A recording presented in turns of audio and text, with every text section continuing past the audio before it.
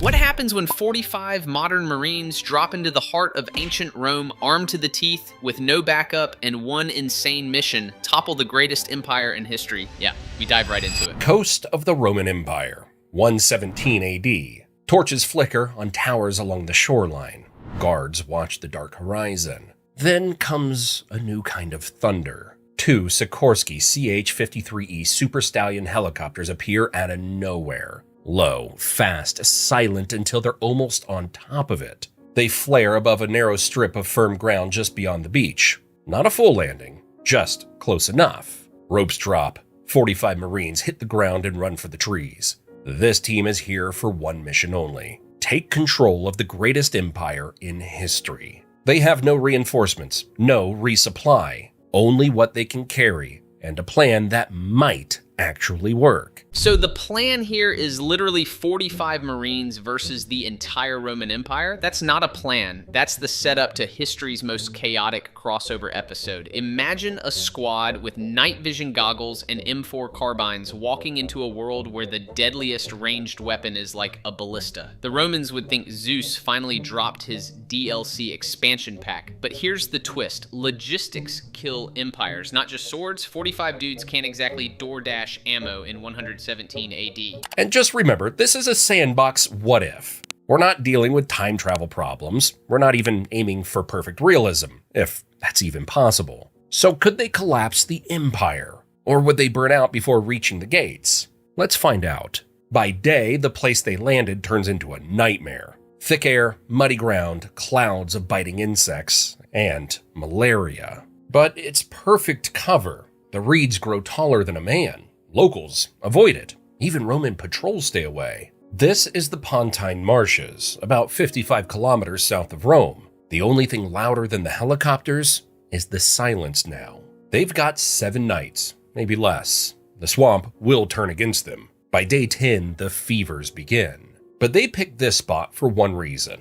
It's the closest landing zone big enough for 2 helicopters, without alerting every Roman watchtower. Land near the mouth of the river Tiber, and the flight path goes right over docks, watchtowers, and merchant piers. Word spreads fast. Riders gallop to the capital. By dawn, the gates are locked, the bridge is sealed, and 8,000 Praetorian guards are waiting. But land here, and you get 1 full night of invisibility. So they basically chose the Pontine Marshes, aka the Roman Empire's mosquito-ridden do not enter zone, as their secret HQ. Smart? Sure. Comfortable? Absolutely not. The only thing deadlier than Praetorian guards is malaria on hard mode. Still, the Romans avoiding the swamp is tactical gold. It's like hiding in the world's worst Airbnb that nobody else will book. The real gamble, betting that 7 nights of stealth is enough before the Empire's rumor mill kicks in, because Rome had gossip networks faster than Twitter. The Marines move fast. They stash extra gear and rations in waterproof bags, dig shallow sleeping holes, and launch scout drones. Just 45 men in the dark, watching the Empire. They're fully trained, combat ready. Each one carries an M4 or IAR, plus an M18 sidearm. They're equipped with M320 grenade launchers, C4 explosives, flashbangs, smoke grenades, night vision, and drones. However, supplies are tight. Each Marine carries 3 days of MREs, 9 magazines for their rifle, and 3 for their sidearm. Just enough batteries for goggles, radios, and drones, if they ration carefully. They'll recharge what they can using hand-cranked generators and compact solar panels. But the countdown starts now. The goal isn't to hold ground. It's to hit Roman leadership before they even know what's happening. And their next decision will shape everything. How do you bring down an empire with just 45 men? They lay out 3 possible plans. Option A, hit Rome head on. March to the city, break through the gates, and end it fast. Bold, but hopeless. They'd be surrounded and outnumbered. They can't just walk into Rome and open fire. Option A, kick down Rome's front door with 45 guys. Bold? Yeah, but that's basically a speedrun attempt with permadeath. The Praetorian Guard alone could mob them like non-player characters with infinite respawns. What's wild is that on paper, the Marines have god-tier loadouts, M4s, NVGs, drones, C4s, the kind of kit that makes ancient siege weapons look like toys from the clearance bin. But logistics don't care about flexing. Once the ammo's gone, you're just another group of sweaty dudes with glorified flashlights.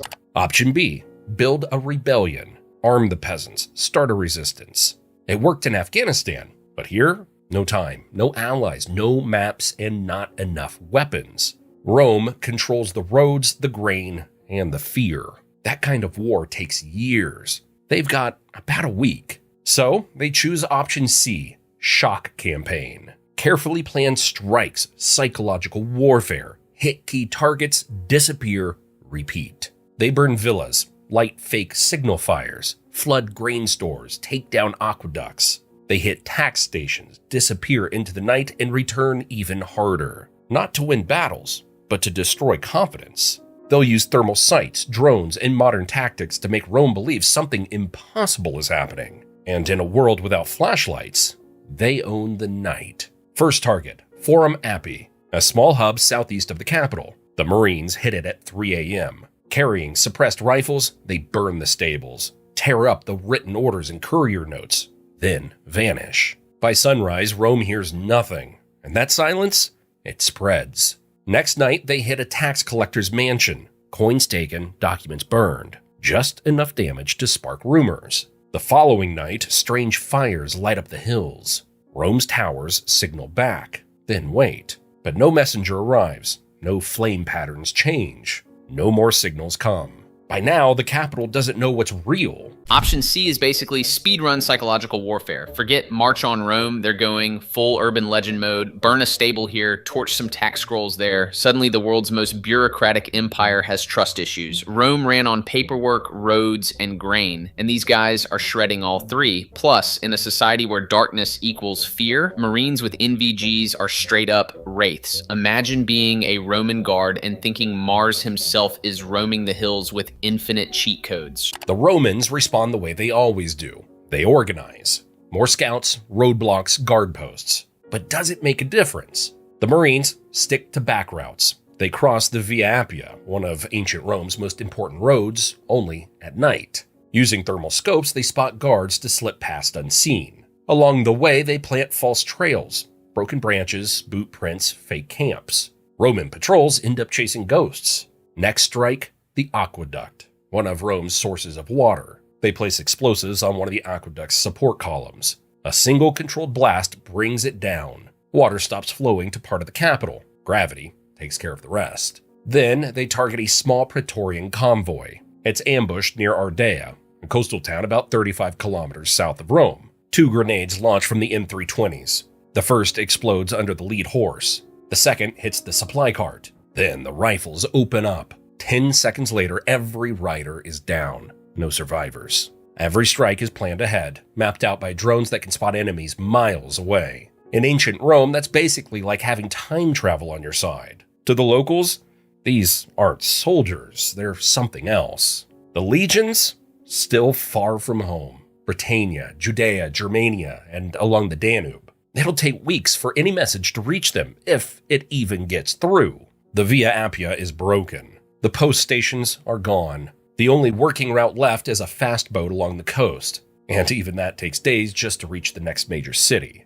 Rome's only defense nearby is the Praetorian Guard. Elite? Yes, but trained to stop riots, not demons. They've never seen drones, or laser dots, or gunfire that comes from the trees. This is where it gets mythological. Romans prided themselves on order, roads, aqueducts, legions marching in step, and suddenly, the roads lie, the water vanishes, the guards die in seconds. It's not just sabotage, it's world-breaking. Imagine a society where omens mattered as much as facts, and now there's ghost fire ripping horses apart. Praetorians trained for riots are facing Call of Duty bosses with invisible weapons. At that point, rumors alone could travel faster than the legions, and panic beats any army. The Senate panics. Governors flee.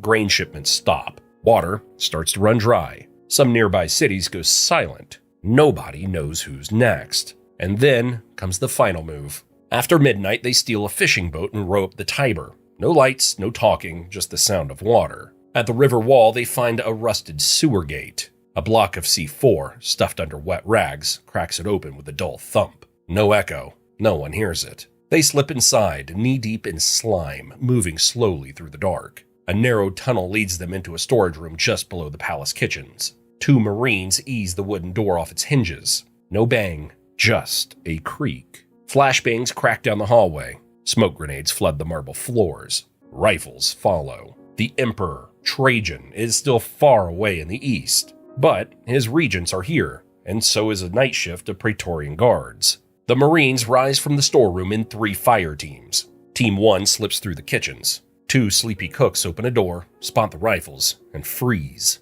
Zip ties. Cover their mouths. Move on. Team 2 kills the lamps in a side hallway. 2 flashbangs roll toward the guard's post. Blinding light. A crack like thunder. The guards are on the floor before a single sword is drawn. Team 3 kneels by the door to the regent's chamber. They open the door using a Halligan bar and a rubber-capped hammer. Slow, quiet, no blast. They move up fast. Rifles up, lasers sweeping the room. The Praetorian prefect, the top commander of the Praetorian Guard, grabs for his sword. 1 silenced shot takes him down. The rest freeze, shields halfway raised. The regents, still in their nightclothes, are zip-tied and placed under guard. Total time inside?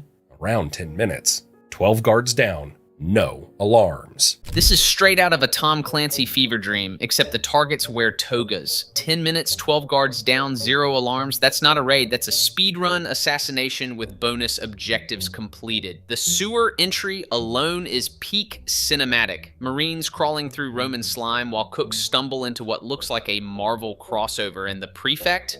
Imagine the elite commander of Rome's bodyguard dropping in 1 silenced pop before his sword even clears the scabbard.